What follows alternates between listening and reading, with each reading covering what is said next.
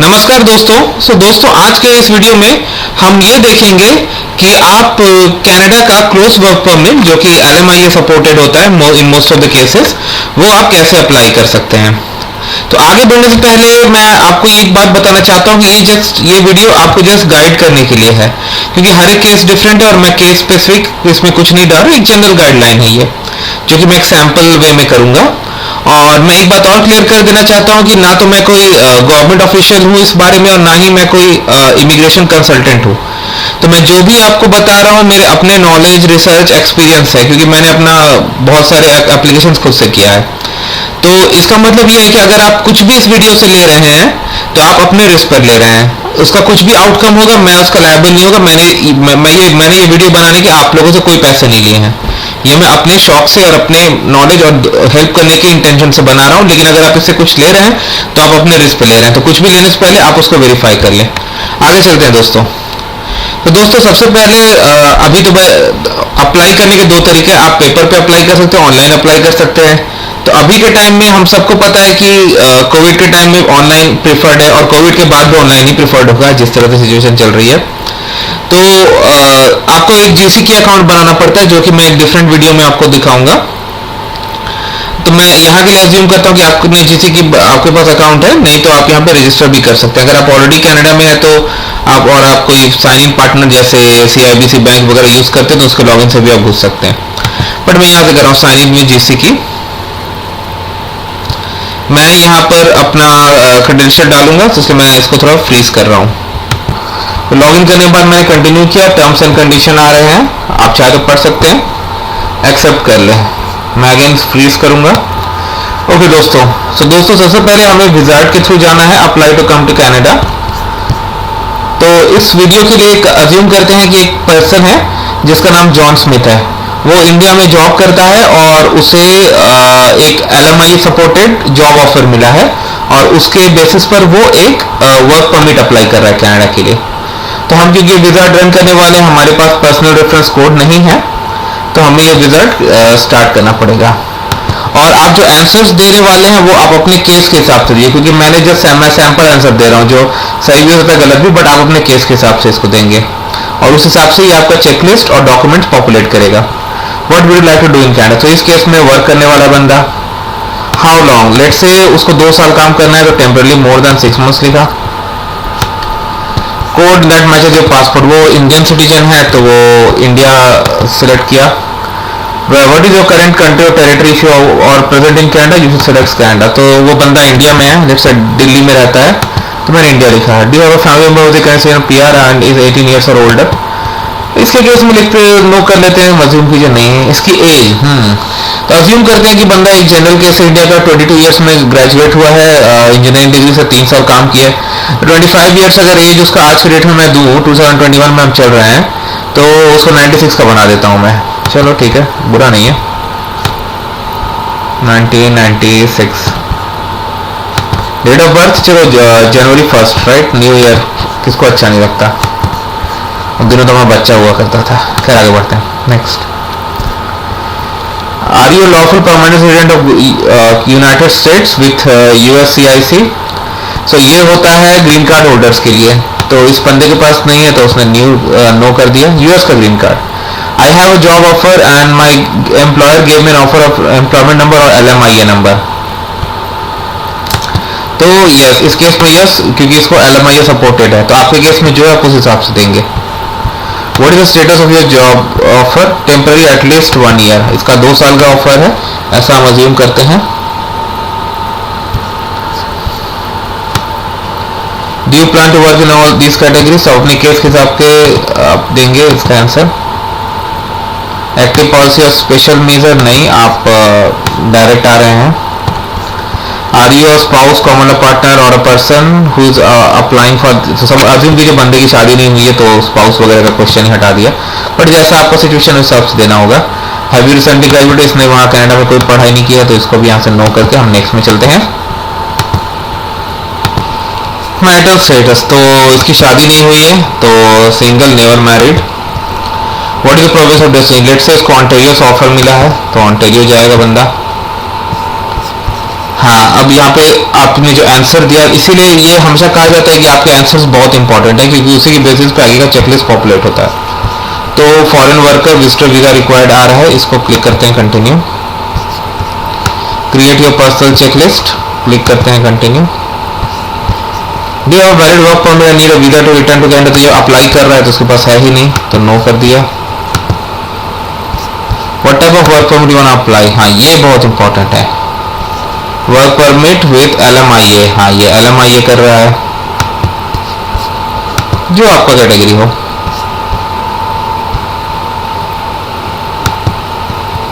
इस केस में मैंने नो सेलेक्ट किया, आपका अगर यस है तो वो कर दीजिए।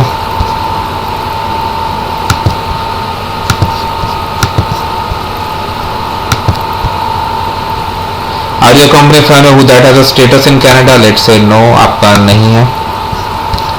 आप हाँ ये यहाँ पे क्रिमिनलिटी, आपको इन सवालों में बहुत केयरफुल रहना होगा, क्योंकि अगर आप उसको कुछ भी आप झूठ देंगे तो वो मिसरिप्रेजेंटेशन कहा जाए, अगर पकड़ा गया तो मिसरिप्रेजेंटेशन होगा, जिसकी सजा और खतरनाक है, तो आप उससे दूर ही रहें तो बेहतर है। मेडिकल एग्जाम आपकी हुई है नहीं, आप अप्लाई कर रहे हैं। हैव यू विजिटेड और lived in any of the designation countries in last year, देखते हैं इसमें क्या आता है। See list of designated countries,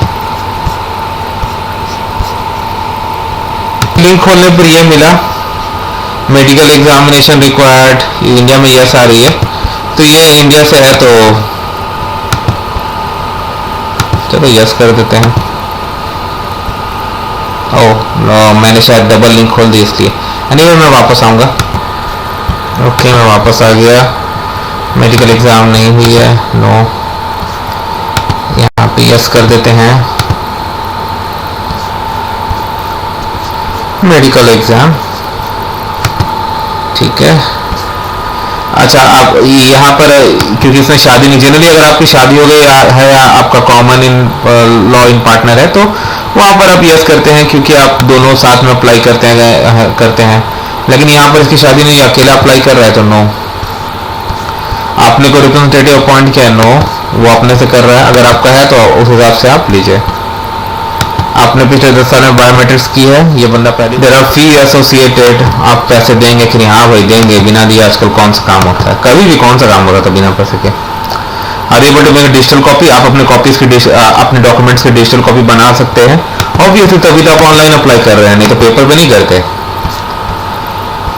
आप ऑनलाइन आप पे करेंगे, आप क्या का यूज कर सकते हैं, किस तरह क्रेडिट कार्ड। जनरल लोगों के पास मैंने देखा वीजा मास्टर होता है, बट ये अदर कंपनीज भी हैं और अब डेबिट भी है, तो ये भी एक अच्छी चीज़ है। तो यहाँ पे हम लोग नेक्स्ट करते हैं। ये लास्ट पेज है, इस पर आपको रिव्यू करने हैं अपने आंसर्स, कुछ भी एडिट करना है वहाँ जाके एडिट करके वहाँ से आप प्रोसीड कर सकते हैं। कंटिन्यू पे आप क्लिक करेंगे। अब आपने जो आंसर्स दिए हैं, आपका जो केस है उस हिसाब से आपको डॉक्यूमेंट चेकलिस्ट पॉपुलेट कर देगा। तो ये देखिए आपके साथ ये आपको डॉक्यूमेंट चेकलिस्ट दे दी गई है। इसमें 3 सेक्शन है। पहला सेक्शन में एप्लीकेशन फॉर्म्स दिए गए हैं, दूसरे में आपको सपोर्टिंग डॉक्यूमेंट दिए गए हैं, और तीसरा एक ऑप्शनल का सेक्शन भी होगा। हाँ, तो ऑप्शनल सेक्शन में आपको एक क्लाइंट इन्फॉर्मेशन, एक शेड्यूल 1 दी गई है। तो दोस्तों ऐसे तो ऑप्शनल लिखा है तो बिना उसके भी आप सबमिट कर सकते हैं, और नीचे आपकी फी है। और जब आप ये मैंडेटरी सेक्शंस मतलब पहले 2 सपोर्टिंग डॉक्यूमेंट और एप्लीकेशन फॉर्म कंप्लीट कर लेते हैं तो यहाँ पे नेक्स्ट का ऑप्शन आ जाता है। अभी नहीं आया क्योंकि आपने फिलअप नहीं किया। और ऑप्शनल डॉक्यूमेंट्स ऐसे हैं दोस्तों, मैं स्ट्रांगली रिकमेंड करूंगा कि आप फिलअप कीजिए। क्यों आप छोड़ोगे भाई, एक फॉर्म भरना, क्लाइंट इन्फॉर्मेशन लेटर तो डेफिनेटली आपको लिखना चाहिए, क्योंकि आपके पास एक अपॉर्चुनिटी है कि आप अपना केस जो है एक लेटर में एक ऐसा जो कि मतलब सेंसिबल हो किसी के पास, और ऐसा भी नहीं कि जैसा पूरी हिस्ट्री लिख के रख दें। आपको अच्छे से एक्सप्लेन करना है ताकि पढ़ने वाले को समझ में आ जाए। तो मतलब ये सेंसिबल लेटर होना चाहिए। आपको अपनी कहानी और रिक्वेस्ट वैसा मतलब वो नहीं लिखना है, आपको एक अच्छे प्रोफेशनल वे में लेटर लिखना है जिससे समझ में आ जाए। मैंने ऐसे किया अपने केसेस में और हर बार मैं सक्सेसफुल रहा हूँ। ठीक है दोस्तों, तो देखिए क्या क्या डॉक्यूमेंट, हम पहले डॉक्यूमेंट चेकलिस्ट जाते हैं। ठीक है, इन्होंने आपसे क्या क्या मांगा, एम्प्लॉयमेंट रेफरेंस लेटर। आप इसको पढ़कर आप इसके जो साइट में क्वेश्चन मार्क है उस पर क्लिक करके क्या एक्सेप्ट है और उसमें क्या होना चाहिए उसका डिस्क्रिप्शन दिया हुआ है। You must provide an employment reference letter. If you have more than 2 employers in the last 2 years, please provide a letter from both employers. Wow. The reference letter must be written on company's letterhead, show the company's full address, a telephone and fax number, and be stamped with the company's official seal. The letter should include the following information. ठीक है, तो company अगर आपको employment दे रही है तो ये सब तो होना ही चाहिए भाई. लेबर मार्केट LMIA, ठीक है, ये तो मिला आपके एम्प्लॉयमेंट रिकॉर्ड्स.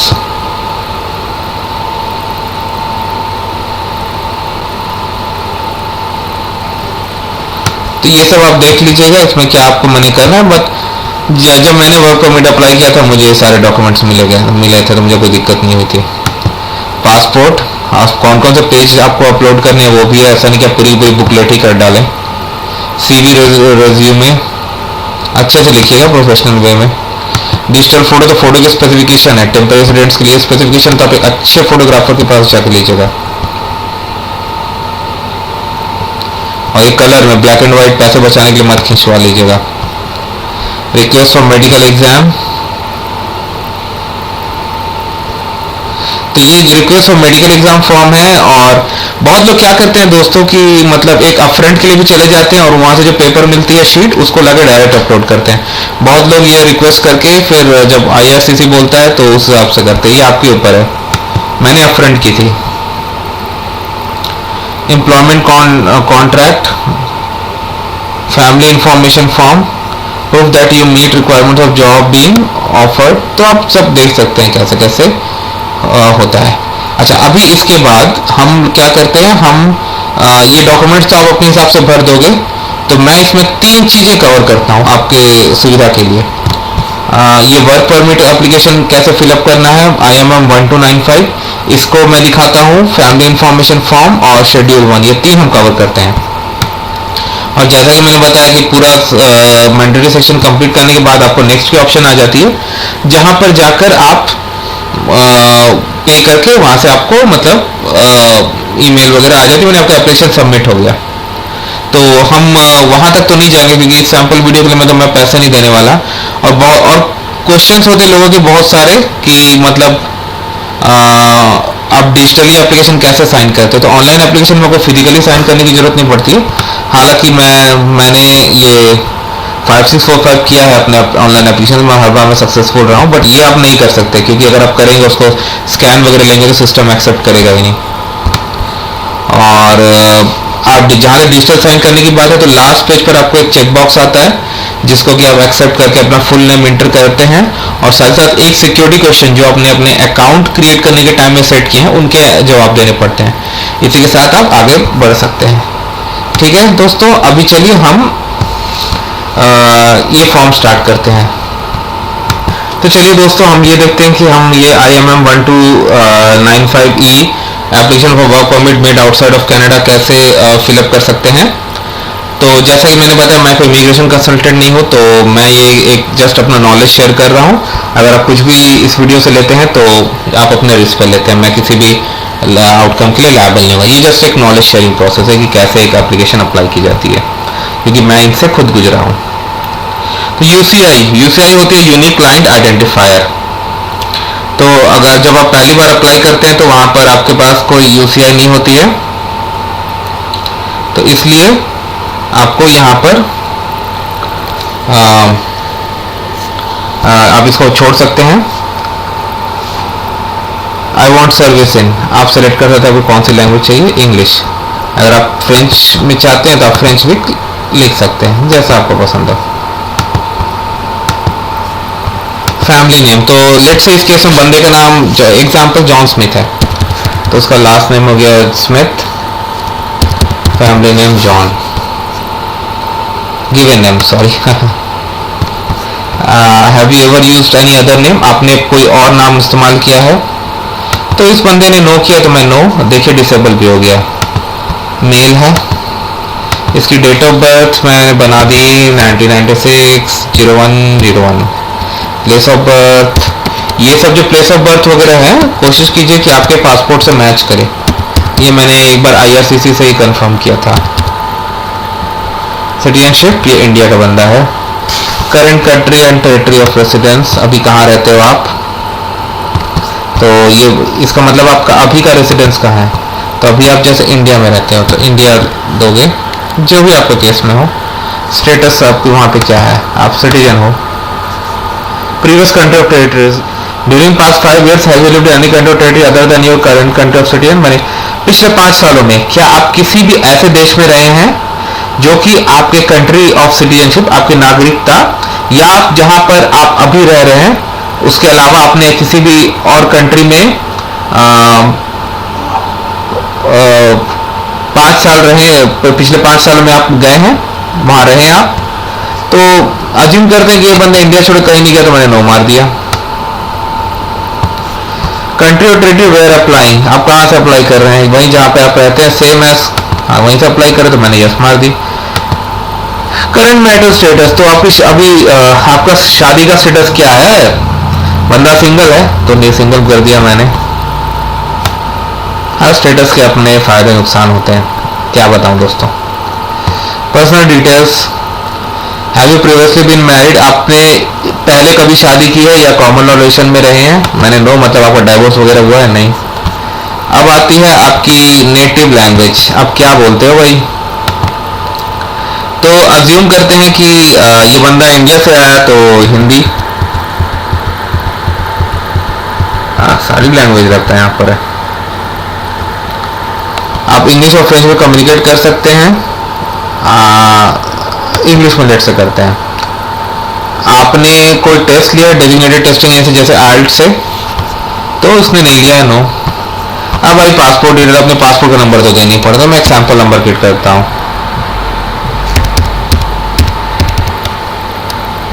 कंट्री कहाँ पे इशू की है, इंडिया में इशू किया, तो इंडिया में जनरली हम जानते हैं कि 10 साल के लिए इशू होती है, तो अज्यूम करते हैं कि लेट से इसको जनवरी 10 को हुई है, तो टिपिकल इंडियन पासपोर्ट जैसे आपको पता है कि 10 साल के लिए वैलिड होते हैं, तो मैं यहाँ पे करके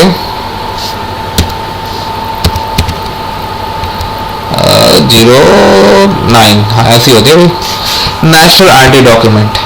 तो मैंने जब पहली बार ये फिलअप की थी, तो मैंने उस समय मैं इंडियन सिटीजन था, तो मैं अपना इंडिया का पैन कार्ड दे दिया था और वो हैप्पीली एक्सेप्ट हुआ था, तो मैं वही कर रहा हूँ। बट ये मतलब मैंडेटरी नहीं है, अगर आप नो करें, बट क्यों नहीं करोगे, आप उसको एक्सप्लेन कर सकते हो। इंडिया में तो आजकल आधार और वोटर कार्ड बहुत कुछ मिलता है।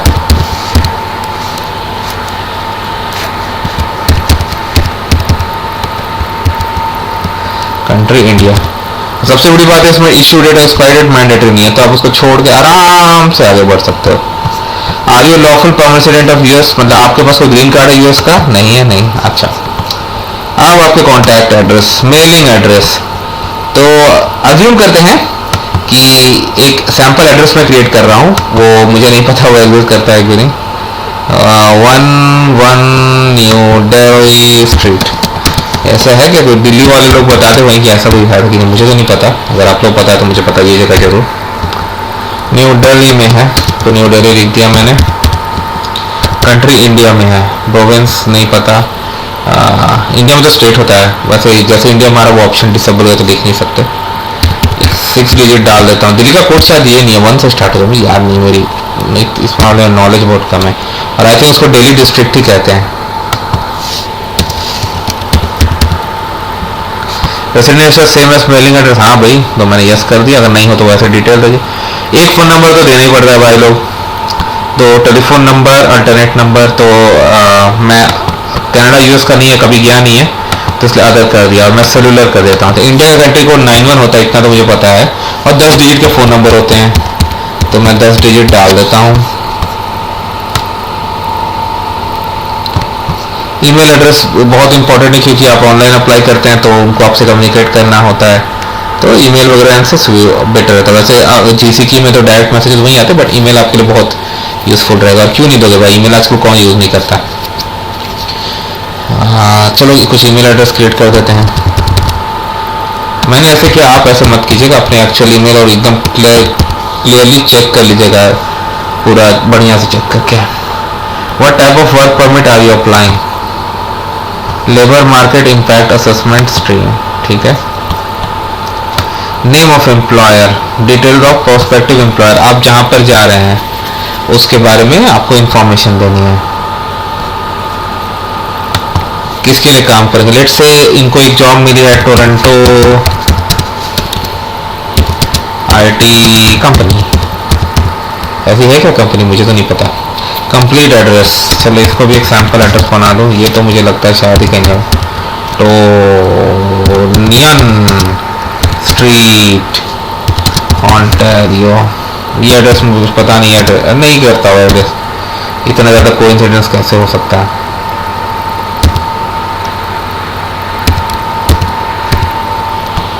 Okay, intended location of employment in Canada, जब ये अच्छा ये एम्प्लॉयर का एड्रेस है जहाँ पर जिसने आपको जॉब दी है।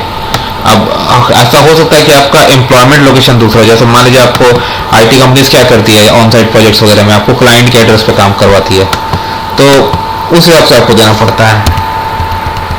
मैंने तो ऑन्टेरियो सेलेक्ट किया तो ऑन्टेरियो के सिटीज आ रहे हैं, तो लेट से ये इसी ऑफिस से काम करेगा, ऐसा हो गया, सो इसलिए मैंने वही एड्रेस यूज कर लिया।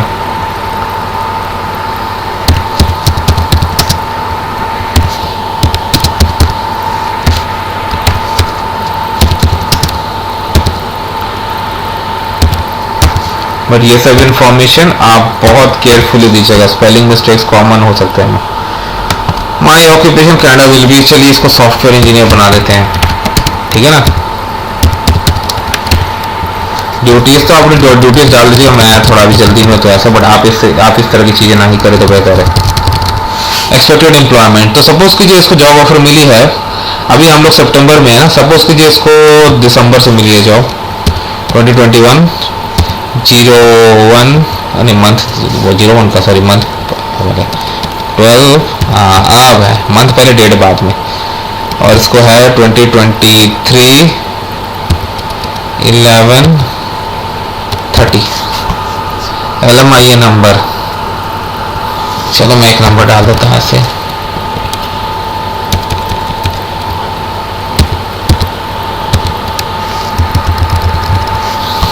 सैंपल नंबर डाला है दोस्तों, पता नहीं एक्सेप्ट करेगा कि नहीं, बट वीडियो दिखाने में क्या आता है। Education, have you had any post second education, हाँ जी की है इसने,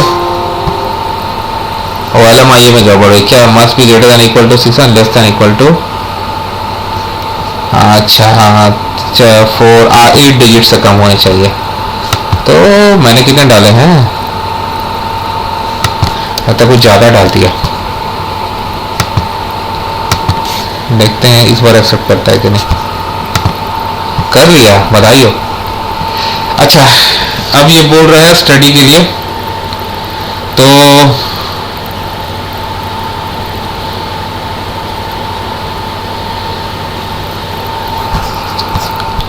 आगे बढ़ते हैं दोस्तों। तो जैसा कि हमने अज्यूम किया था कि 96 का बर्थ है बच्चे का, तो इंडिया में क्या होता है 10 जनरली 10 + 2 + 4 ऐसे होती है, तो जनरली 18 ईयर्स में लोग इंटर करते हैं तो कॉलेज, तो अगर 96 का बंदा है और 18 ईयर्स में उसने इंटर किया है तो 2014 में पढ़ा होगा कभी, ये अच्छा पढ़ाकू बच्चा था, जून 2018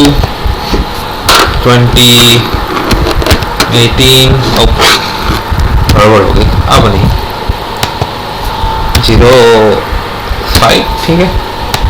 field and level of study, so मैं इसको देखता हूँ मैं पूरा लिख पाता हूँ नहीं, bachelors of technology in IT युवा हो गया, चलो इसको लिख देता हूँ मैं दिल्ली IT कॉलेज। ऐसा कोई है क्या दिल्ली वाले, प्लीज़ बताओ यार मेरे को। City town new Delhi, country India, employment, तो अज्यूम करते हैं कि कॉलेज छूटने के बाद से बच्चा अच्छा सा प्लेसमेंट हो गया और पढ़ने जॉब हो गई। Give the details of your employment past 10 years, अपने पिछले 10 साल के एम्प्लॉयमेंट का इंफॉर्मेशन दीजिए, including if you have held any government position such as civil servant, जज, police officer, mayor, member of parliament, administrator, तो आपको यहाँ पर देना पड़ेगा उस हिसाब से।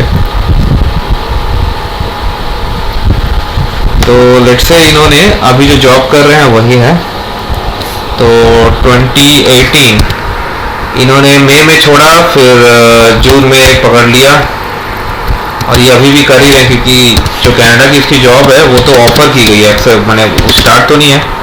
फिर इंजीनियर कंपनी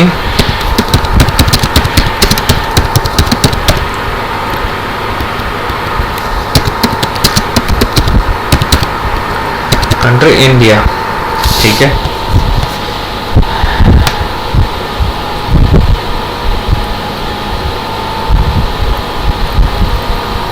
और इट सीम्स फॉर्म में थोड़े चेंजेस हैं, पहले पूरी एक्टिविटी मांगते थे 10 साल की, तो आप इसको वेरीफाई कर सकते हो। तो ये मैं आपको दिखा रहा हूँ ऑफिशियल गाइड से कि आप उस क्वेश्चन में क्या लिख सकते हो, तो क्लियर है, मैं कोई इसमें प्रॉब्लम है नहीं जो हमने फिलअप किया। ये पहले सारी एक्टिविटीज मांगता था, बट अभी करंट एक्टिविटी और जॉब ही मांग रहा है, और प्रीवियस एक्टिविटी ऑफ जॉब, अगर आप रिटायर्ड हो गए तो उसको लिखो, और नॉट वर्किंग वो भी लिख सकते हो। बट एक मिनट थोड़ा अच्छे से पढ़ते हैं। Give details about your current activity और जॉब, डेट्स, और ये एम्प्लॉयमेंट वाले क्वेश्चन के लिए गोइंग टू स्कूल एक्सेट्रा, तो इसका मतलब current activity or job, previous activity, give it a previous activity or job for past 10 years, if you are retired into the dates about 10 years before, तो ये going to school वाले उसमें भी लिखेंगे। मतलब बेसिकली एम्प्लॉयमेंट लिखा हुआ है, लेकिन आप देख लो एम्प्लॉयमेंट लिखा हुआ है, लेकिन ये हर तरह का चीज मांग रहा है, तो इसीलिए मैंने लगा कि वर्डिंग्स थोड़े चेंज हुए, लेकिन है वही, तो आपको उस हिसाब से डिटेल्स यहाँ पे लिखनी पड़ेंगी। आगे चलते हैं, मैंने छोड़ दिया बट आपको लिखनी पड़ेंगे। हाँ, अब आ गया आपका हेल्थ बैकग्राउंड, हेल्थ वगैरह। पास्ट 2 इयर्स आपको या आपके किसी परिवार को ट्यूबरक्लोसिस हुआ है, या आप किसी ऐसे पर्सन के टच पे रहे जो क्लोज कॉन्टैक्ट रहे जिसको ट्यूबरक्लोसिस, इस केस में मैंने नो, वैसे मेडिकल एग्जाम उन लोग करते ही हैं। या वही फिजिकल और मेंटल डिसऑर्डर जो रिक्वायर, जिसको भी सोशल और health services other than medication लगेगी, तो मैंने नो कर दिया। अगर आपने यस किया तो आप इसको डिस्क्राइब कीजिए। Have you ever remained beyond the validity of your status, attended school without authorization, worked without authorization in Canada? मतलब आपने कनाडा में बिना वीज़ा के, बिना ऑथराइजेशन के स्टडी, पढ़ाई, काम ये सब पहले किया है? तो ये तो बंदा गया ही नहीं, तो नो कर दिया। Have you ever been refused visa permit, denied entry or order to leave Canada or any other country? आपको किसी भी कंट्री का वीज़ा या परमिट रिफ्यूज़ हुआ है, एंट्री डिनाई की गई है, या आपको ऑर्डर दिया गया कि आप भाई मेरे देश छोड़ो, देश निकाला हुआ है आपके साथ, इसलिए तो अपने देश छोड़ो किसी देश में गया है नहीं, तो उसको नो मार देते हैं। Have you previously apply to enter remain in Canada, आपने किया है पहले अप्लाई, अगर किया है तो यस कीजिए, नहीं तो नो कीजिए। ये पहली बार कर रहे हैं, इससे नो किया है, क्योंकि अगर आपने पहले किया तो आपके पास एक यूसीआई होता है, यूनिक आइडेंटिफायर। अच्छा, आप क्रिमिनलिटी पर आ रहे हैं questions. Have you ever committed been arrested for being charged with or convicted of any criminal offence in any country or territory, तो इसने नहीं किया, इसने नो लिखा। आपने किसी मिलिट्री, मिलिशिया, सिविल डिफेंस और सब सिक्योरिटी ऑर्गेनाइजेशन, पुलिस फोर्स आपने मैंने किया, मतलब बेसिकली वो देख रहे कि आपको हथियार चलाना ये सब आता है कि नहीं, मुझे तो नहीं आता, एक ही हथियार आती है, अपने हाथ चलाओ अगर जरूरत पड़े, वो भी मैंने अच्छी जिंदगी में कम ही चलाए हैं, ऑनेस्टली बताता हूँ। Have you ever been a member of any party, आप किसी पॉलिटिकल पार्टी के मेंबर रहे, या किसी ऐसे ऑर्गेनाइजेशन के जो कि इंगेज होते हैं या सपोर्ट करते हैं वायलेंस, जो कि किसी पॉलिटिकल या रिलीजियस एक्टिविटी, मतलब कुछ ही तरह एक्सट्रीमिज्म काइंड ऑफ, और किसी भी क्रिमिनल एक्टिविटी में इन्वॉल्व बने और गैंग्स वगैरह के मेंबर हैं। और आजकल देखिए कंट्रीज के डेटाबेस शेयर्ड होते हैं, तो अगर आप ऐसा कुछ करेंगे तो आप पकड़े जाएंगे, मतलब आपने किया और आपने नो लिखा है तो आप पकड़े जा सकते हैं, और मिसरिप्रेजेंटेशन बहुत ही उसका बहुत ज़्यादा पेनलाइज होता है, तो इसलिए केयरफुल रहिए और कुछ भी गलत इन्फॉर्मेशन मत कीजिए, हमेशा ऑनेस्ट रहिए। हैव यू एवर विटनेस्ड, आपने कभी भी ऐसा विटनेस किया हो या पार्टिसिपेट किया हो इल ट्रीटमेंट, मतलब इनह्यूमन ट्रीटमेंट ऑफ प्रिजनर्स, कैदियों या सिविलियंस, या आपने लूट मतलब तोड़ फोड़ लूट मचाई है किसी रिलीजियस बिल्डिंग में, तो मैंने इसको नो कर दिया।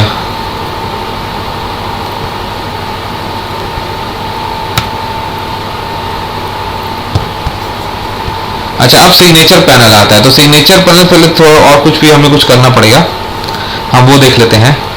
ऑनलाइन एप्लीकेशन के फिजिकली साइन करने की जरूरत नहीं होती, आप बस ये डेट सेलेक्ट यहाँ कर सकते हैं।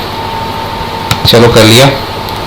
आप कॉन्टैक्ट ड्यू कंसेंट भी कॉन्टैक्ट बाय आईआरसीसी, आप आईआरसीसी को अलाउ करते हैं आपको कॉन्टैक्ट फ्यूचर में करने का? हाँ भाई बिल्कुल करेंगे, एप्लीकेशन वही करेगा। तो सबसे पहले आप जब ये फिलअप कर लेंगे इसको, आप ये फॉर्म आप सेव कर सकते हैं ऑनलाइन अप्लाई कर रहे हैं तो सबसे पहले तो आप पूरा फॉर्म ठीक से पढ़िए, एक एक स्पेलिंग, एक एक चीज चेक कीजिए कि आपने कहीं पे गलती की है नहीं है कहीं। जब आपको लगे ठीक है तो वैलिडेट कीजिए। तो वैलिडेट बेसिकली सिस्टम ये देखता है कि आपने कोई मैंडेटरी फील्ड छोड़ी है कि नहीं, आपने कुछ गलत फॉर्मेट में इंफॉर्मेशन एंटर किया है कि नहीं, और उसके अकॉर्डिंग ये बार कोड जनरेट कर देता है, जैसे यहाँ पर जनरेट किया गया है। इसके बाद आप इसको सेव करके अपने जीसीकी अकाउंट में अपलोड कर सकते हैं। तो इस तरह से ये काम करता है। तो आगे बढ़ते हैं दोस्तों। अभी हम लोग ये फैमिली इंफॉर्मेशन फॉर्म और ये 5257 शेड्यूल 1 देखेंगे। फैमिली इंफॉर्मेशन फॉर्म से शुरू करते हैं, मैं इसे ओपन करता हूँ। ठीक है, तो हम लोग जो करंट केस अज्यूम करके भर रहे हैं वो वर्क परमिट के लिए कर रहे हैं। तो हम यहाँ वर्कर सेलेक्ट करते हैं, टाइप ऑफ एप्लीकेशन,